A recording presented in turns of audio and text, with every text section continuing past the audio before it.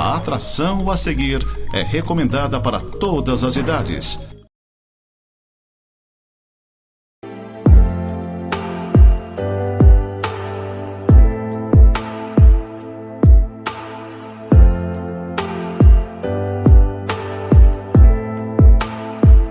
Olá, gente querida, que a graça do Senhor esteja sobre cada um de vocês neste momento. Eu queria convidá-los a fazermos uma reflexão a partir da segunda carta do apóstolo Paulo aos Coríntios, no capítulo 2, no verso 17, onde ele diz: porque nós não estamos, como tantos outros, mercadejando a palavra de Deus, antes em Cristo é que falamos, na presença de Deus, com sinceridade e da parte do próprio Deus. Por que eu estou trazendo essa palavra que fala de um mercado, que fala de um comércio, e Paulo dizendo que nós não estamos como tantos outros mercadejando, fazendo da palavra de Deus um comércio? Porque houve um período na história, e o que eu vou estar falando aqui não é uma crítica sem fundamento, eu vou estar relatando fatos, vamos dizer assim, que marcaram a história, mais ou menos do ano 500 até o ano de 1500, dentro da história cristã, que ficou conhecida como sendo a Era Negra da Igreja. Se você quiser dar uma olhada e estudar isso com um pouco mais de profundidade, você pode ir para o livro de Apocalipse, no capítulo 2, a partir do verso 18, você vai ver uma censura que o Senhor fez em relação à igreja de Tiatira. E para quem entende um pouquinho do estudo na visão dispensacionalista, onde cada igreja daquela representa um período da história, aquela igreja ela permitiu que uma tal de Jezabel pudesse reinar e imperar dentro vamos dizer assim, da história, com a sua prostituição, tanto a prostituição sexual como a prostituição de comércio, e atribui-se, vamos dizer assim, à Igreja Católica todo esse comércio que foi feito em torno da fé. E no dia 31 de outubro de 1517, levantou-se na história um homem chamado Martin Luther e desencadeou todo o processo da reforma. Vale dizer para você que a reforma protestante, que há poucos dias nós comemoramos, no dia 31 de outubro, ela não foi levada a efeito por um indivíduo, como muitas vezes acham que somente centrado na pessoa de Martim Lutero, mas muitas pessoas antes dele, milhares de pessoas foram levadas à fogueira da Inquisição, foram queimados vivos por defenderem a volta ao evangelho simples, ao evangelho descomplicado. Mas houve, nesse período, este monge chamado Martin Luther que, vamos dizer assim, afixou nas portas do castelo de Wittenberg 95 pontos que ficaram conhecidos como as 95 teses. E nessas 95 teses, como não havia um meio de comunicação mais eficiente, mais eficaz, ele resolveu adotar essa modalidade de colocar a público alguns pontos contra aquilo que a igreja vinha praticando, para que então as pessoas tivessem acesso, tivessem ciência, uma vez que as missas, tudo eram realizadas em latim e o povo não entendia, a grosso modo falando, o povo não entendia o que se dizia, o que se estava falando. Então Lutero coloca na língua alemã aqueles pontos, aquelas teses, maiormente no que diz respeito à venda das indulgências. Mas o que seriam essas indulgências? As indulgências eram uma forma de comprar a salvação ou de comprar o perdão. O dinheiro das indulgências, eles eram, vamos dizer assim, os recursos utilizados na construção da Basílica de São Pedro. Então o que acontecia? As pessoas compravam, ao invés de se arrepender, de pedir perdão, elas iam até o Papa ou até o Padre e compravam, vamos dizer assim, o seu perdão, a sua salvação, ou então, numa doutrina igualmente herética, a questão do purgatório. Não existe uma vírgula, um ponto, um detalhe qualquer na Bíblia que possa amparar essa doutrina. Veja bem, o que eu estou falando aqui, eu não estou falando em tom de crítica, eu estou apenas e tão somente comentando fatos da história. Então, o purgatório funcionava como uma espécie, aqui grosseiramente falando, de um depósito onde a pessoa que morria, ela ia para aquele lugar. Então pagava-se uma missa para que a alma daquela pessoa pudesse sair do purgatório e ir para o paraíso ou ir para o Senhor. Então o que se afirmava? Afirmava que ao tilintar da moeda, no fundo do gasofilácio, a alma do penitente saltava do purgatório para o paraíso. E aquilo fazia muito bem. As pessoas gostavam de ouvir esse tipo de mensagem, esse tipo de pregação, e iam lá e compravam a salvação de um ente querido. Não queriam que permanecesse no purgatório, mas queriam que permanecesse na presença de Deus. Ora, como eu disse, não há fundamentação bíblica para o sustento de uma doutrina dessa magnitude. Mas era o que se fazia. E Lutero dizia, não, isso aí está errado, isso aí não está na Bíblia. Uma outra coisa que, vamos dizer assim, Lutero, vamos dizer assim, não somente ele, mas todos aqueles que queriam uma reforma dentro da igreja, o que se voltaram contra era contra a doutrina da transubstanciação. Mas o que seria a doutrina da transubstanciação? A igreja afirmava que os elementos na ceia, né, o pão e o vinho, eles eram transubstanciados, ou seja, a substância ela era alterada à medida que o padre, né, o oficiante da missa, pronunciava as últimas palavras da instituição da ceia. Aqueles elementos eram automaticamente transubstanciados em corpo e sangue de Jesus. Isso também é uma heresia e não tem base na Bíblia, não encontra eco nas Escrituras para o sustento de uma doutrina desse tipo. Lutero foi totalmente contra, e outros reformadores, por exemplo, 100 anos antes, houve um homem chamado John Hus. Hus, em alemão, significa ganso. E John Hus, ele estando amarrado para ser queimado por suas doutrinas, por sua pregação, ele disse à pessoa que iria atear fogo à fogueira, ele disse, olha, hoje vocês estão queimando um ganso, mas daqui a 100 anos Deus vai levantar um cisne que fogo nenhum do inferno vai conseguir queimar. E essa palavra era uma palavra profética à vida de Martin Luther. Assim entendem, né, os historiadores e os reformadores. Então havia pessoas pensando e refletindo e tentando voltar ao evangelho simples e contra todo aquele comércio pujante que havia dentro da Igreja Católica, né? O clero imiscuído em imoralidade de todo tipo, de toda ordem, enfim. Faltava zelo e temor pelas coisas santas, pelas coisas sagradas. E o que Lutero propôs foi justamente uma volta às origens, uma volta à simplicidade. Então ele pregava solos Christus, sola gratia, sola fide, sola Scriptura e soli Deo gloria, em latim. Somente Cristo, somente a fé, somente a graça, somente a Escritura e somente a Deus a glória. Os 4 primeiros seriam, vamos dizer assim, os meios de salvação.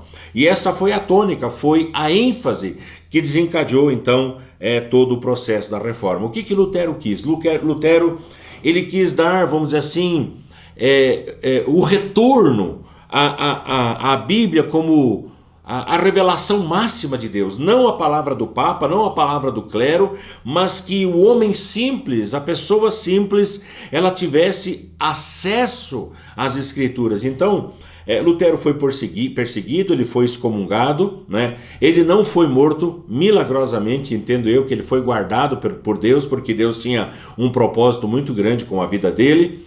E o que aconteceu? Durante esse tempo em que ele ficou escondido, ele traduziu a Bíblia para o alemão, para que o povo justamente tivesse as Escrituras e pudesse então conferir todas as coisas na palavra. Aquilo que era pregado num púlpito, aquilo que era anunciado dentro de uma igreja, deveria ser conferido em casa ou mesmo no momento por aqueles que ouviam. Mas como? Se não tinham acesso às Escrituras. Então, vamos dizer assim, o luteranismo ele surgiu, né, foi assim que designaram os seguidores de Lutero, ele surgiu com uma proposta de volta às Escrituras. Surgiu esse movimento como uma proposta do povo cantar, não em latim, mas de cantar numa língua que fosse a sua. Então Lutero compôs hinos, Deus é castelo forte e bom, né? Castelo Forte, o hino conhecido, Deus assim se manifestava, o povo cantava daquela maneira e outros tantos hinos que foram compostos. Então o que acontecia? Dentro do calendário cristão, do calendário eclesiástico, essa data ela vem sendo comemorada há mais de 504 anos, vamos dizer assim, para ser exato. para ser preciso. O que se comemora? Se comemora a volta à Bíblia, a volta às origens. Aí talvez você esteja, vamos dizer assim, se perguntando, mas em que termos? Nesses termos em que Paulo fala aqui nessa carta de 2 aos Coríntios, capítulo 2, no verso 17, porque nós não estamos, como tantos outros, mercadejando. O que é mercadejar? Mercadejar é justamente dar um desconto. Mercadejar é justamente facilitar as coisas. Isso é um mercado da fé, é um comércio da fé. Antes nós falamos em Cristo, né, na presença de Deus, com sinceridade, ou seja, sem cera, sem maquiagem, do jeito que é e da parte do próprio Deus. A segunda pergunta que talvez você esteja fazendo, mas dentro da igreja reformada, dentro da igreja evangélica, não existe comércio? Pois é. Houve uma reforma no ano de 1517. E hoje eu creio dessa maneira, que nós estamos necessitados, carentes de uma nova reforma. E essa reforma, não somente dentro da igreja católica, mas essa reforma especialmente dentro da igreja evangélica ou dentro da igreja reformada. Por quê? Porque o segmento evangélico, ele também se tornou questionável hoje. O segmento evangélico, ele também se tornou mercantilista. A igreja evangélica hoje, não vou dizer na sua totalidade, mas a grande maioria se prostituiu, do mesmo jeito que Jezabel fez na igreja de Tiatira. Esse espírito reinante, esse espírito hoje, levou a igreja a comercializar a fé. Daí você vai dizer, mas de que maneira, pastor? Onde é que o senhor está vendo isso? Vou te dar alguns exemplos aqui para você pensar e refletir. Quando o fiel vai a um determinado templo, a um determinado culto, a uma determinada igreja, não vou mencionar nomes aqui, e a pessoa, ao invés de levar ela a um compromisso com Jesus, uma aliança com a palavra, vai e vende para ele uma chave ungida que abre todas as portas do mundo. Isso não é comércio? Quando o fiel, ao invés de ser levado a um compromisso com a Bíblia e com o Senhor, ele recebe lá um sabonete ungido, ele paga caro por aquele sabonete ungido, e aquele sabonete vai tirar o pecado dele e as coisas ruins, enfim. Quando o fiel vai a um lugar, isso é comércio, e ele recebe lá um sal grosso para ele espalhar na porta da casa dele ou na sua empresa, o que é isso se não comércio? É a substituição de algo palpável, de algo visível por aquilo que deveria ser somente a fé. Então, é rosa ungida para cá, é chave de não sei o que lá, é sal de não sei o que, é campanha disso, são 7 semanas de não sei o que lá. Gente, isso é comércio. A Bíblia não fala disso. A igreja precisa parar urgentemente de enganar o povo. Isso é enganar o povo, é mexer com a fé das pessoas simples. A igreja precisa passar novamente por uma reforma. A igreja hoje é uma igreja frouxa quanto aos seus padrões morais.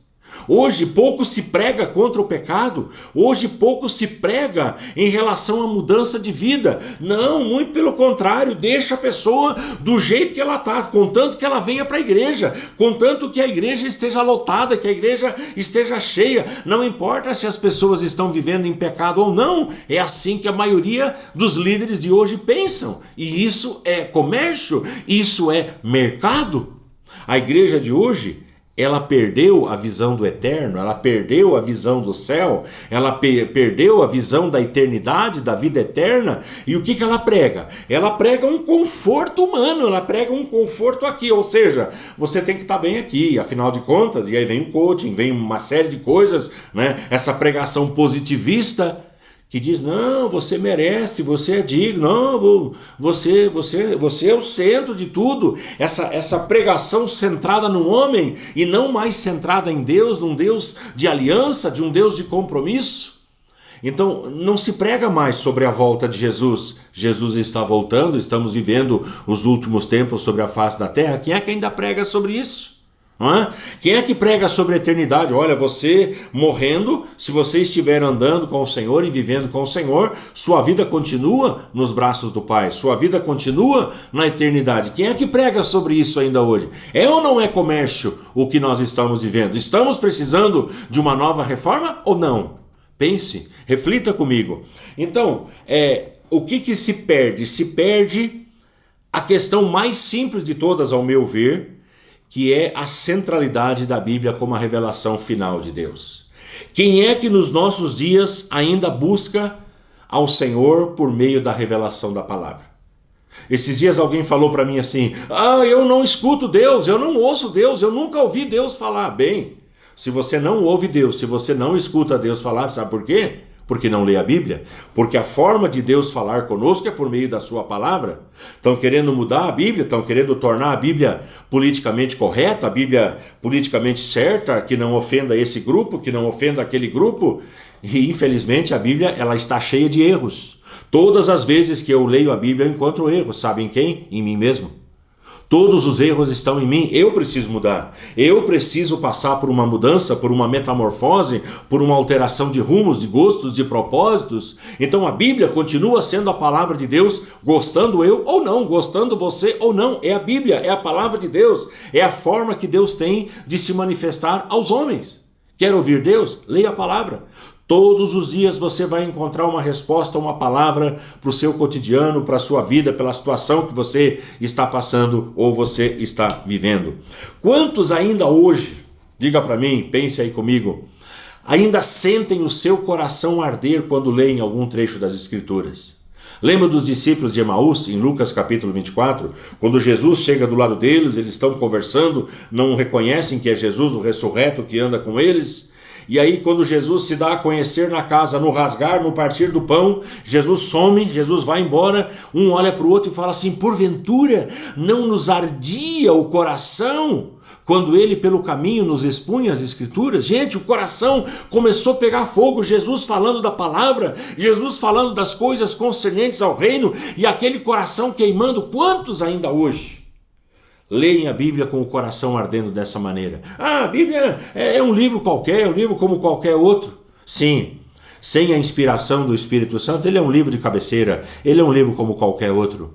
Mas com a inspiração do Espírito Santo, ele é o livro que tem e contém e é a palavra de Deus. No Salmo 39, no verso 3 diz: esbraseou-se-me no peito o coração, e enquanto eu meditava, ateou-se o fogo. Olha que coisa mais linda.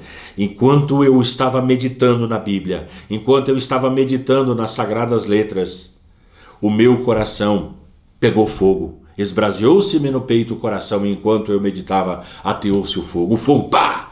Brotou, veio. Por quê? Porque é a palavra de Deus, é a palavra que arde, é a palavra que queima dentro de nós. Quantos ainda leem a Bíblia como sendo a palavra final de Deus para nós?